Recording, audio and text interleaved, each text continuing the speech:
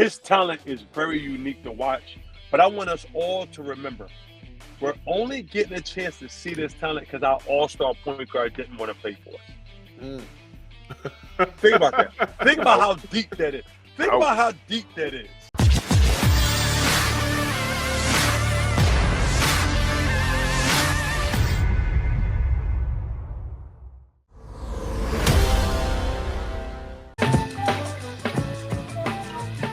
Sports Take hour number 3. Welcome on back, everybody. I am Rob Ellis along with Dirk Gunn and Barrett Brooks. Sixers take care of business last night, 112-97. I thought this was going to be a tighter one, guys, but the Sixers, after that initial punch, took it and then came back with a combo of their own. Joining us now, does a phenomenal job with their studio coverage. And as I mentioned before we took time out, I thought he did a great job when he jumped in doing color on the broadcast themselves. He is Temple-made, North Philly's own, Roman Catholic, the one and only Marc Jackson. What's happening, Mark? What's going on, fellas? How y'all doing? Good, you, man. Doing good, Mark. Doing good, man. Let me ask you, are you surprised by anything you've seen so far in this series through 2 games? I'm not. I said on air, and I told Coach Lynham and Amy, I said, I know everyone's talking about James Harden. Can he give us the old James Harden? I said, we don't need that James Harden. We don't need Houston James Harden. We just need a good player who can give us. We need scoring. We need facilitating and give us to us. But I said, Maxey's going to make himself a star in this playoff. And so far, I have been proven right. Hey, Mark, how do you explain the fact that when you look at the 4 regular season games these 2 teams played against each other, all 4 games were decided by 6 points or less. But then all of a sudden in the playoffs, the Sixers have been smoking this team. The difference between the 2 has been night and day. How did they turn the light switch on from regular season to the playoffs and dominate Toronto the way they've been dominating? That's a great question. And can I be openly – let me just say this. I never understood that when it came to – I never understood how it could be exactly how you said it, how a team could be – playing back and forth, a team could dominate a team. But then when the playoff comes, it's like they put you back in your place. And I think the 76ers did get complacent throughout the years. I thought they weren't quite gelled. They didn't know exactly how they wanted to play yet. People trying to figure it out. And people were like, well, let's try this, let's try that. When the playoff comes, like, we tried. We know it works. We're going to go this route, and we're going to stay this course. Yeah. And I think that's one thing. One thing you notice is the pace has been off the chain. I've been preaching we can't have James Harden walking the ball up the floor. That does not help Maxey. That does not help Matisse Thybulle. And you've seen both games. They outlet nothing to Maxey. He's going full court. They had nothing. They swing it back. They back it to their sets. They didn't do that with the other games in the whole consistently during the regular season when they had James Harden. But the first 2 games, they're doing that consistently. And then also, I just think, and then the stakes are higher. And I think Maxey is so built for this situation. Maxey wants to show everybody he's not a normal player. Yep. He is a superstar, and he's taking this personally. Well, you know what, man? I mean, I listened to you last night, and last night you said it again. You said you said what you just said. I'm not surprised with even how Green played. That threw me for a loop because I'm shocked. I thought I was dealing with fool's gold from what I saw with Green. I don't think that's. I'm gonna see that. You know what I'm saying? But I mean, you were saying that all right, they've turned the key on, they turned the ignition on. Now they're driving. So I mean, I get it. You put Maxey at the 1, Harden at the 2, and let's ride out. Is that a formula that not just with this Toronto team? But can they use this formula going forward? So let's just call it the way I see it. And my grandmother used to say, I don't know everything. I just know everything. I'm like, yes. So my grandmother used to hit me that. What you mean, Nana? She'd be like, let me tell you like this. And this is what I see. I see the way this team. It's only a few teams that, and I said this on air maybe a month ago after we got James Harden when we started to lose some games. Coach Lennon, don't forget it like it was yesterday. Coach Lennon kind of looked at me funny. I said I only fear 3 teams in a 7-game series, and I said 2 of them are on the West Coast. And Coach like looked at me, and I said, first of all, KD is KD. Like you could put KD out there and my mama, and it's hard for me to bet against KD. Like it is. But I'll tell you this, and my mother's a hell of a pick and pop shooter, by the way. But only teams I truly fear in the 7-game series, I fear the Phoenix Suns. I think they're a complete team. Yeah. I fear the Golden State Warriors because I think Draymond Green, believe it or not, will give Joel some problems. I really do feel that strongly. And on the East Coast, I told Coach, I said, Coach, the only team I truly fear on the East Coast is the Nets. And he looked at me like I was crazy. I said, I don't fear Miami. I don't fear Milwaukee. I don't fear those guys. Yeah. And I said, even though I fear the Nets a little bit, I'm man enough to say when I fear something.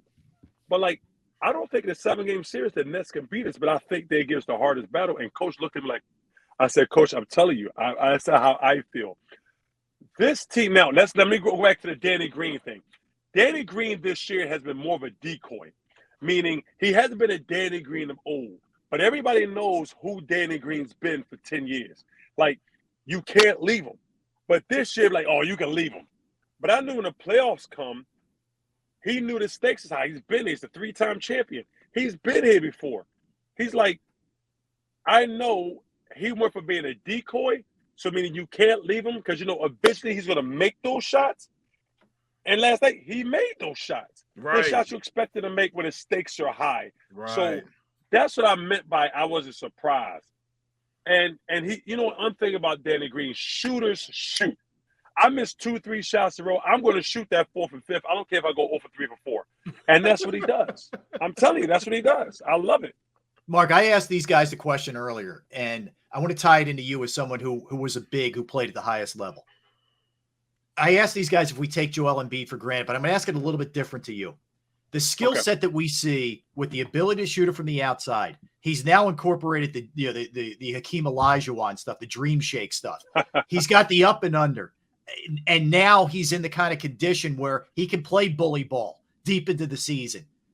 I mean, the guy's game is unreal. How difficult is it to have that kind of skill set across the board that he has, and handle, by the way, speaking as someone who played, that position, maybe not quite as tall, but close?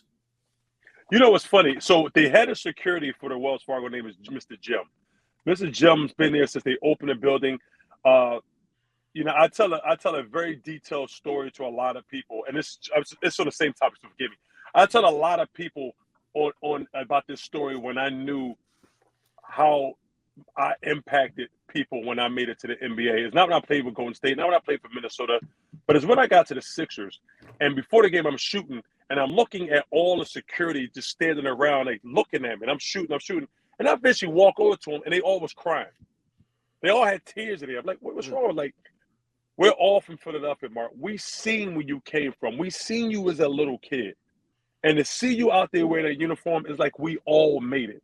And that hurt me. That hit me deeply. I was like, wow, okay. Now I'm saying that so Mr. Jim, who's head of security, said the building opened and was at the Spectrum before that. He looked at me one day, like in the beginning of the year, he said, Mark, how would you have guarded Joel Embiid? I said, unfortunately, my North Philly would have to come out on me. I would have to meet him in the parking garage and beat him up when he got in the court. Because when I watched Joel do what he does, I don't know how I would have guarded him. I really don't. And I wasn't a great defender, but I was a pretty darn good defender. And I always guarded the other team's best scorer, whether it's the 4-man or the 5-man. And I look at Joel sometimes, how would I guard this big dude? Like, because he's massive. He's about the same height as Shaq. And in Shaq's prime, Joel and Shaq probably weighed similar amount of weight. And I'm watching his footwork. It's like I knew, and I love playing against Shaq, because every time I played against history, I knew Shaq was going down as one of the greatest of all time. But like when I seen Shaq, I knew what mood Shaq was in before he got the ball. I knew if he's going to pass it out or if he's going to try to attack me, because that's how Shaq was. But I look at Joel Embiid with that kind of power. When I look at Shaq with like the first step quickness of an underrated guy named Amari Stoudemire, who to me, when I played in the NBA, his face-up game was so hard to guard because his first step was incredible. Yep. That's who he is. Like his first step's incredible. His power is bully ball style. His moves and his finesse and his the way he moves It's unheard of. And I go out to the West Coast, and I got a good buddy who's a beat writer for the Utah Jazz, also who writes for the Athletic. And we talk about, we share stories about him versus, he see Jokic when he sees Embiid. I see Embiid when I see Jokic. And I said, they both are great. But I said, I think I have an easier time guarding Jokic than I will Joel Embiid. I just don't know how you guard a specimen like this. Mm-hmm. He's the biggest, baddest man, and I'm big into Greek mythology and stuff like that. He's the gladiator. Mm-hmm. He's the one that the people come to the Rome Stadium to watch. He's the biggest, baddest man. The only way you stop him is if not, you can't bring on one gladiator. You got to bring 3 and 4 of them and some lions and tigers to try to slow him down. I think that's the difference, man. When you talk about Jokic and Embiid, Embiid is the unstoppable force. Now, everybody's saying, KD is the best player on the planet right now. I get that. You know what I'm saying? We're talking about this guy 6 foot, shoot threes and everything else. But there's one guy that you just cannot stop, and that's Embiid unless he wants to be stopped. And that's why I see Embiid. So, I mean, to me, it's not a question, of who won the MVP. I think Embiid has won it. He showed it. And in all actuality, I think Jokic, this will be his last series right here. They're not going to make it out that series. But I truly think that Embiid has a legitimate shot of not only making it past this series, but going on to the next one and make it past that series. I agree with you. Look, man, Jokic is a bad man. He's a bad dude. And I love my big dudes, especially my big body dudes. So I look at Jokic. Jokic is so smooth, and him and Joel redefine the game. Him, Joel, and Giannis is really, they're just different people. But I look at this and I say, when you used to see the shirts that the Nike made for Cleveland when LeBron first came out, we're bearing witness. And we see that those shirts was right because LeBron has been like something we've never seen before. I look at Joel Embiid like we've never seen this before. Like the thing that separates Joel from Jokic is Joel's intensity on the defensive end. Yep. He plays just as hard defensively as he does offensively. Yep. And we do breakdowns of his defense, and it's just like, this is not a 6'6" guard doing this, right? This is a massive individual doing this. Did anybody understand that? We just got so used to looking at Joel do these things that we've come numb to him. But you talk to the people in the West Coast that see him rarely, and they're looking like, dog, that guy's not human. He's not human. He really isn't. And it's just remarkable to see him and see what he's doing. And he's wearing a Sixers uniform. He's not wearing a Laker uniform. He's wearing a Sixers uniform. I mean, we have to cherish this moment and just make sure we give props and credit where it's due. Hey, Mark, there's no question Embiid put this team on his back this season and got to get him at this point. But I think this team is sending a message early in the playoffs to all potential opponents that we're not just one-dimensional. I mean, when you look at this team, they're shooting 50% from three-point. You've got scoring coming from everywhere. The game last night, all 5 players in double digits. Teams are going to have to realize you can't just double down and triple down on Joel and expect to have success. You're going to have to play that perimeter a lot better because right now, hopefully it stays the same, but right now, these guys are knocking down their shots from beyond the arc. Absolutely. And if you go back to before the playoffs, they were starting to find a rhythm, getting a lot of threes off, reaching a season high points per game. They were starting to find their rhythm. And I'm like, y'all in trouble. Because people can say, oh, this team has this team has that. But one thing they can't say is not many teams that has, Miami Heat's one of them, I will say this, they have 4 legitimate players, Joel, James, Maxey, Tobias. Mm-hmm. That's a incredible 4 guys that can really put up buckets. Like you can't slow down. A lot of teams say, oh, we slow these 2 guys down, we got a chance. Okay, which 2 guys are going to slow down for the Sixers? Like, You can say, oh, we slow down Joel and James, we got a chance, we good. But Tobias is playing very well. Maxey's playing very well. So now the emphasis will start going towards Maxey. Now you're unleashing James Harden. So you see how that dynamic goes? Like the message is being sent. You have to find a way to beat us. But you have to dig deep because we're kind of crossing off all the spaces, the opportunities you thought you had to beat us by the level of talent we have. And every superstar in basketball is only as good as the parts around them. Well, what made Harris do double? What made Harris get what clicked in Harris's head that, all right, I didn't BS the entire season. Now I'm going to the playoffs. You know what I'm saying? I've sat back and watched the game. In fact, I told these guys, Harris should have came over and sat down with me in the Wells Fargo and had popcorn with me for the entire season. Now he's out there playing and not watching. You know, what's the difference? What made it click for him going into this playoffs? You know, I just think I'm a big fan for the Sixers. I think Sixers are good. I think Sixers have a good and an evil. And every now and then that evil pops his head out, and that's pace.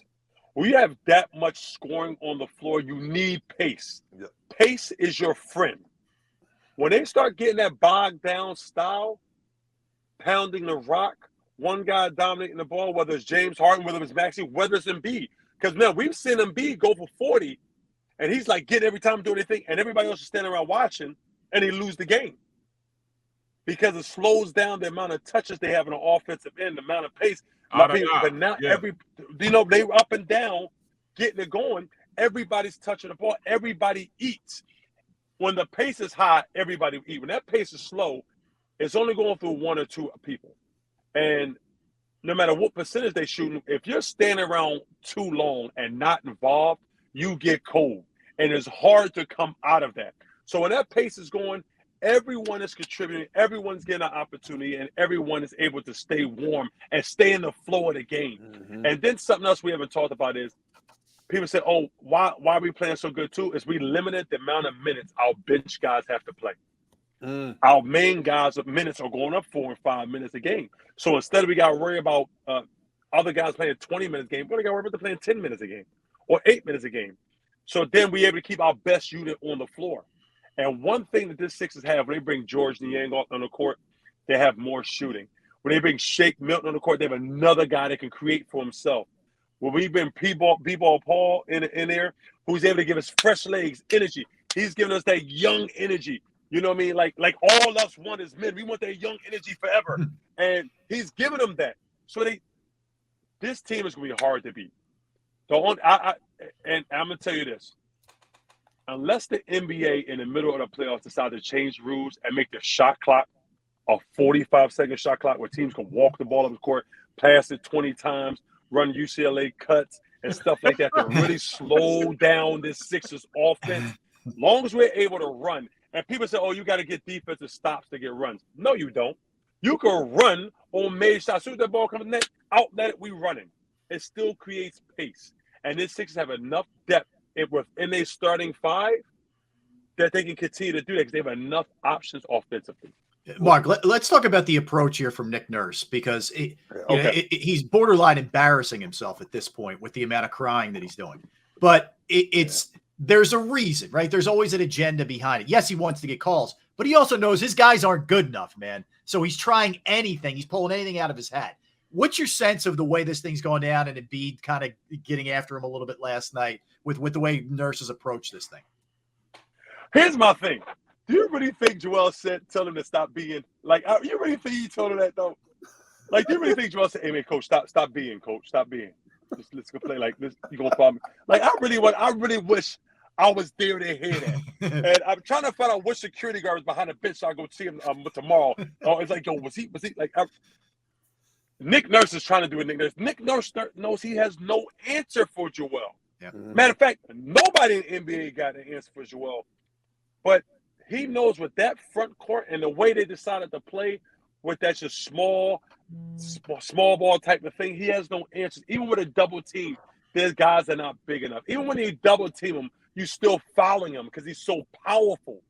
So I really believe that he's just begging for help from officials because that's the only hope he has to slow down Joel Embiid. But while he's worried about Joel Embiid, he's forgetting about Maxey and Tobias. You know, what do you like? You got to pick your poison. Now, I understand what he's doing. Coach Jimmy Lynam called it posturing to the referees. I understand what he's doing. But Joel is not, how can I say this in a general way? He's not a big, dumb brute. Right. He uses his mind the way he plays the game. So he knows you're trying to get easy fouls on him. So he's trying not to give you them easy fouls. Mm-hmm. We all been in the sports world for years. We see a big, talented, massive individual that's not too bright upstairs in any sport. And that's the kind of player that Nick Nurse could have manipulated with the referees to get the foul. But Joel's like, come on, man, I'm not going to do nothing stupid. I'm not going to blatantly run a guy over that I know is going to give me an offensive foul. I'm too agile. I'm too smart. My basketball savvy's here. I'm better than that. And that's what makes Nick Nurse look bad. He's like, damn, it ain't working on this guy. What I do now? But what I will say this, I think Nick Nurse, he hasn't did it much, which I'm very surprised. Nick Nurse has not went to his all-out zone defense. I really thought when he had Scotty Barnes out, Tobias, and I seen not Tobias, Thad Young's thumb when it popped out the first game. I seen it live. Like, oh, I had that. So when I seen his guys, I see Gary Trent Jr. maybe questionable, and I said, why? They said he has illness, non-COVID related. First of all, I was teammates with Gary Trent's father, and I don't unless his legs are amputated, he's going to play because his dad will fly in there and whoop his butt to make sure he get out there. So when I said, he playing. Like, what you mean? Somebody's sick? That's Gary Trent's son. He playing. So like, I'm really surprised Nick Nurse didn't go to 48 minutes of zone because I've seen him do it. Because the difference between what Nick Nurse does and what the Miami Heat does is the Miami Heat will play one kind of zone, but Nick Nurse he's almost like John Chaney. You come down the court, they play a 2-3 zone. You come to the court, you play a 1-3-1. You come to the court, you play a 3-2. You come, it's a box of one. I've seen him do that, and people say, well, them zones, what makes it feel special? It's not the fact that they're zones, but when you keep switching it up, as offense, you have to stop and look how you're going to attack it, and that just brings down the shot clock by 10 seconds. Now you're throwing up a fast shot. I'm really surprised Nick Nurse hasn't did that. I would be surprised if he does that in Canada. I don't know. I'm not surprised. I'm not surprised because they're hitting threes. They couldn't do it because, Green is hitting threes, Tobias is hitting threes, and that'll get you out that zone real quick. So I think the production of those guys has helped everybody out, help Embiid out because they're hitting from the outside. Absolutely. That's a good point. Hey, Mark, how impressed are you with the way Maxey uses the glass? When you consider the speed in which he plays, I've said it before on a number of platforms. I think he has one of the best soft touches off the glass of any guard in the game today. When you're trying to weave your way through the trees and you play with the quickness and the explosiveness that he plays with, and I don't care what angle he's at, the way he uses the glass with that soft touch is unbelievable, man. It is, man. Not just the glass, but the way he gets in the air. He said, long as I can get up in the air, I'll figure it out. Like, his ability to get down and the speed he goes, and the way he absorbs contact. Yeah. He doesn't want a free shot. He wants to make contact and then while he's in the air, okay, how you going to guard me? Okay, you're going to do that, so I'm going to go here. Okay, I'm going to go here. Okay, I'm going to go here. Like, the way he uses the glass on those floaters, but the way he jumps in the air and he maneuvers and manipulates his body to get off, like, to me, it's like, this guy is like, it's just unique. His talent is very unique to watch, but I want us all to remember, we're only getting a chance to see this talent because our all-star point guard didn't want to play for us. Think about that. Think about how deep that is. Think about how deep that is. We're only seeing this because Ben Simmons didn't want to play. If Ben played, we would have seen none of this. Wow. That's none of it. That's a good point. Think about that. Yeah. Think about the magnitude of that. Like, and to see what we're seeing at first, like, oh, he can't keep this up. Oh, he'll slow down. Oh, he hit that wall, that second-year player wall. Oh, James Harden here. he's gonna go to track. Oh, he got to bring him off the bench now. James Harden here. Like, oh, he can't shoot like that again. Oh, he can't maintain that 3-point percentage. Oh, he can't keep finishing like that. Oh, he can't keep going to the rim like that. At what point do we just shut up? Like, damn, this kid's good. Yeah. Period. Like what? Like that's I'm at now. Like my only thing is like, can him and James play together? Yeah. We have a major sample size to say yes, they can. So all I sit back and say is, man, Six better open up that checkbook. Yeah, that's Barrett money he's about to get paid. That's for sure. Yeah, bro. Yeah. Hey, Mark, you read my mind, man, because I was going to go over to Brooklyn for a second here, and that's going to be just a flat out just fist fight, man, between the Celtics and the Nets. Yeah. You think it's a wise move for Brooklyn to try to insert Simmons mid-series here at like game 4 or 5? It seems to me a really difficult guy to acclimate to begin with because of the way he plays. Okay. And you're just going to throw him into this, like blender. It's like dropping a piece of fruit into a blender, man. And all of a sudden, she's going 90 miles an hour. Is that the right move for Brooklyn, you think? I'm trying to be very correct when we refer to Ben Simmons. Don't do it. Say what you feel. Say what you feel. We don't have any FCC rules here, man. I was a member of the Bellevue Health Club, and and that's his father's trainer. I got to know his father really well. Incredible human being. And I have 3 sons that hopefully be playing at this level one day. I'm like, so Ben has issues mentally. I'm not saying it's mental, whatever it is. I'm not judging him, whatever it is. But like, if you are injured, if your back is hurt, and I have degenerate disc disease in 2 spots on my back. So I'm very sensitive when it comes to back problems when I see athletes.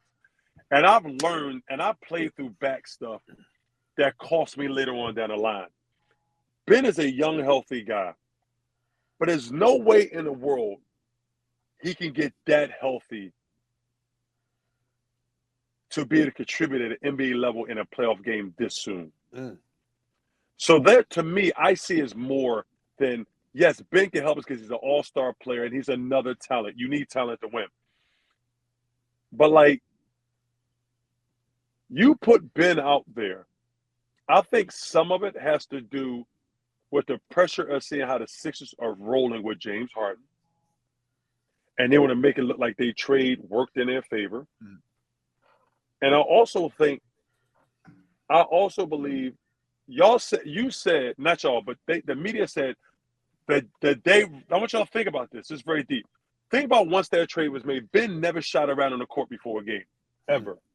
During this, just after that trade. He'd be out there past everybody, having an appearance, never do nothing. Then they come out with a conference, Ben Simmons is done for the season. The next day, he's on the court shooting before the game. He never did that before. Think about the mind games and the political things that's going on there. You said before that he's never shot on the court before the game, ever. Ever. Then the day y'all say he's done for the season, the very next day he's out there shooting on the court. Then 2 days after that, it's a possibility he can come back game 4 or 5. But you just said 5 days ago he's done for the season. So they're just trying to find any reason, anything to make it seem like a big positive that they acquired Ben Simmons. But where you going to play Ben Simmons with Kyrie and KD? Oh, tell me we're not losing Mark. No, exactly. Not right there, man. No. Not right there. Oh no, Xander, see if we can get him straightened out, man. We'll get back to. I think we'll get Mark back up. He was on fire, man. Wow. That was. Oh, we got him back. All right, Mark, if you can hear us, we got you back. You were in mid. Okay. What do you do with him, right? Yeah. Go ahead. So, like, here's the difference: is Joel Embiid is a nice dude. He's not from America. He's not, and I'm not saying that's why he's a nice guy, but he's a nice dude. So Ben Simmons didn't want to shoot. He knew what that did to him, and it limited his ability. It limited Joel spacing to create for himself and others. Kyrie and KD not that nice. You get out there, you don't shoot that damn ball when you open. You get out there, you shoot that ball when you open. It's gonna be some words being said.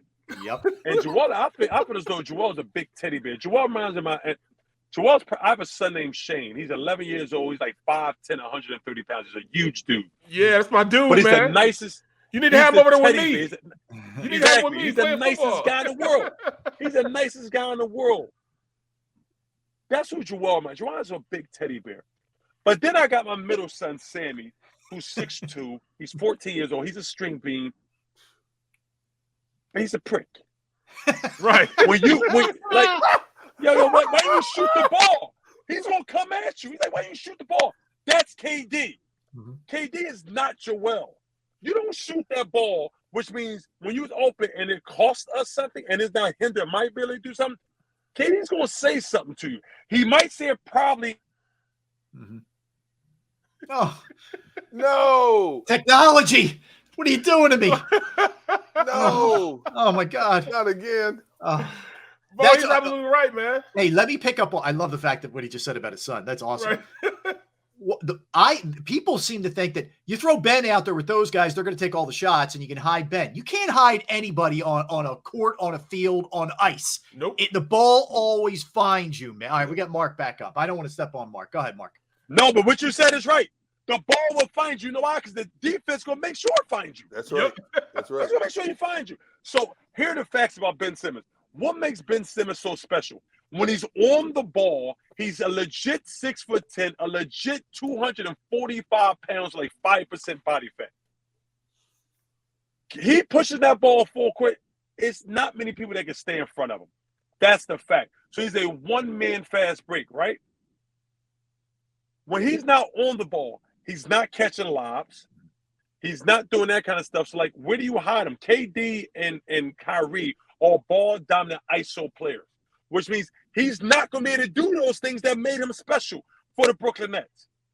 And I had a theory, and I told Amy for doing Jimmy Lyon this. I said they're going to play Ben Simmons a lot at the 5. Yep. He's like, what do you mean? I said they're going to play him at the 5. They're going to have Kyrie, KD, Steph Curry, whoever else, and they have Ben Simmons at the 5. Mm.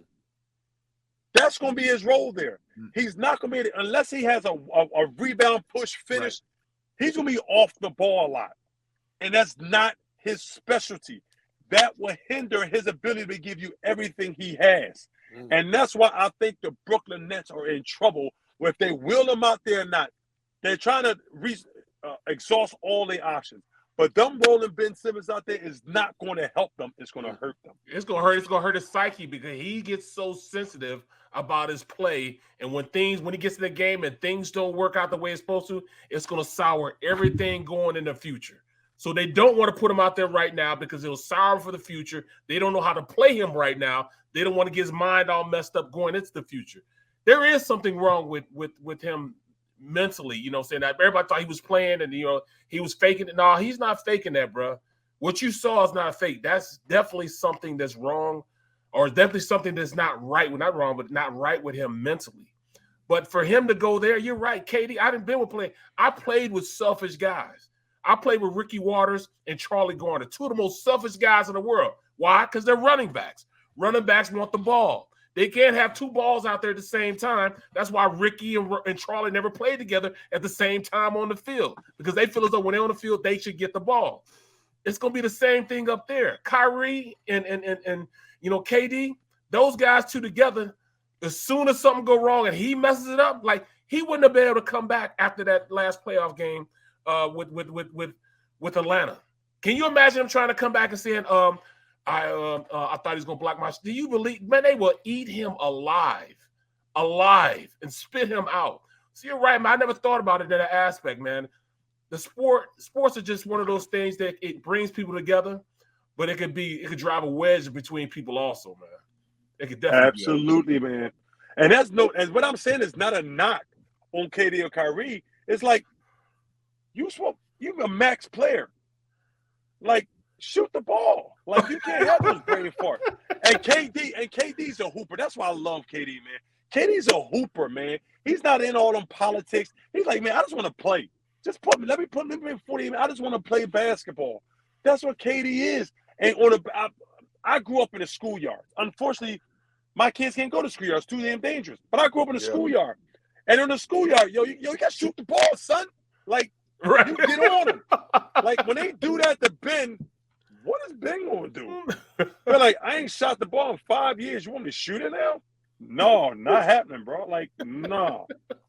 Yeah, Like in front of 20,000 people? No, not doing it. see, but here's what I think Brooklyn is trying to do.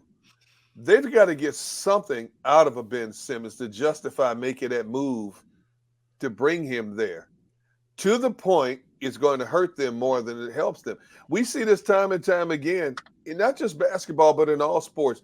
When you make a trade of that magnitude and you give up a lot to get what you think is going to be more beneficial to your team, you try to force feed it in there. And in this case, you look at what Brooklyn did to get to the playoffs. And I wouldn't mess with that chemistry right now. Hey, Ben, we're happy to have you here. You know what? You just rehab for the rest of the year. You make what little money you're going to make for the rest of the year. But I think to Brooklyn's detriment, they're going to force feed that kid in there, and it's going to mess up the entire chemistry and everything that they've had to get to this point. Thank you. I appreciate that. You said it. That's what I meant by the political thing. Yes. Mhm. They want to they see James and the Sixers rolling like this, Yep. and people like, yo, and we got this dude? Like, Yep. how this dude ain't playing? Like, Mhm. it'll start the way. And, we know this, guys. Yep. Teams make bad trades to Yes. get guys, and they end up signing them to big deals that they shouldn't get. But they know if they don't force this guy to be successful, it make the management look like they Yes. made a mistake. And that's when the managements are out of there. So like you said, they're going to force feed him in there, and he's not ready health-wise. No. He may not be ready mentally. And that chemistry is – and I think – I don't know about y'all, but everybody's picking Boston when it's just hard for me to fan them picking them over KD. Yeah. Like I think Boston's going to win. I mean, I think the Nets are going to win that series. That's just me. You won by a last-second shot on your home court. Yep. And you celebrating? Nah, that's not good. Like, for me, and I think you rolling Ben out there is not good. It's not good. Yeah, it's going to be fascinating. Mark, that epic, man. Epic segment here. Thank you, bro. We really do appreciate it. Keep up the great work. Gunner, go ahead. Yeah, can we get you back on sometime, Mark? Between now and I'm here, brothers. I appreciate it. I'm here. But I can't wait to see. Whenever y'all want me, I'm here. I I can't wait appreciate to it, see man. you on another. I can't wait to see you on another broadcast, man. You did a Yeah, hell of a man. job as a color analyst, man. Yeah, really Great job. enjoyed Appreciate it, man. Yeah, when you hopped in and did color analyst for the game, it was on point, man. So Mark, keep it up. We're looking forward to tomorrow night. Yourself, Amy, and the coach Jimmy Lynam on NBC Sports Philadelphia. Thanks, Mark. I appreciate that. Have a good one, guys. Take All right, care, man. guys. Take care. All right. So yeah, that was man. We got a lot there. We've had a day. We've had a day, fellas. Yeah, we All right. have. And we're not done Keep that yet. up. No, we're not done yet. All right, let's hit a quick one here, and we'll come back. We'll put a bow on it. We'll get back to the draft, Sixers. Everything's on the table, man. You are watching Sports Take and listening to Sports Take with D Gunn, Barrett Brooks, Rob Ellis, JAKIB